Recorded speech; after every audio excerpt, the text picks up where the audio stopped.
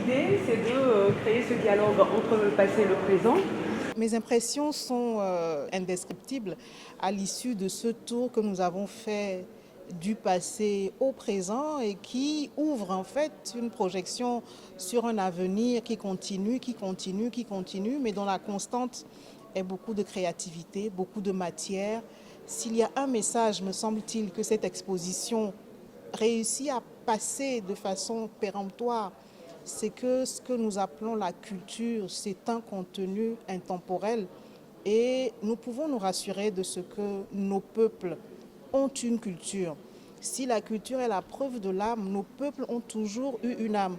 Nous avons vu depuis plusieurs centaines d'années ce qui avait existé, qui a fait l'objet de pillages. Et même ces pillages sont un indicateur de ce que cela avait une valeur qui ne se limitait pas en réalité à l'espace géographique qui a produit ces œuvres que nous avons vues pour la partie restitution.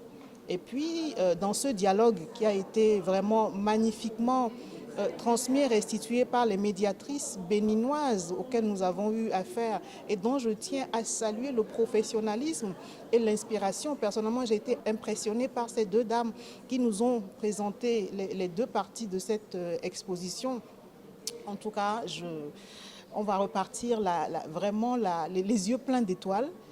C'est magnifique, c'est des choses qui devraient nous arriver plus souvent. En tout cas, moi, je crois que je me demande même si cette exposition, qui me semble-t-il dure jusqu'au 22 mai, ne devrait pas être prolongée encore et encore, afin que tous ceux qui sont au Bénin, au Togo, au Ghana, au Nigeria, au Botswana, au Malawi, en Algérie, en tout cas de tous les coins de l'Afrique, viennent ici se ressourcer et également au-delà de notre continent, que nous vraiment participions à cette conversation de l'histoire d'hier, d'aujourd'hui et de demain.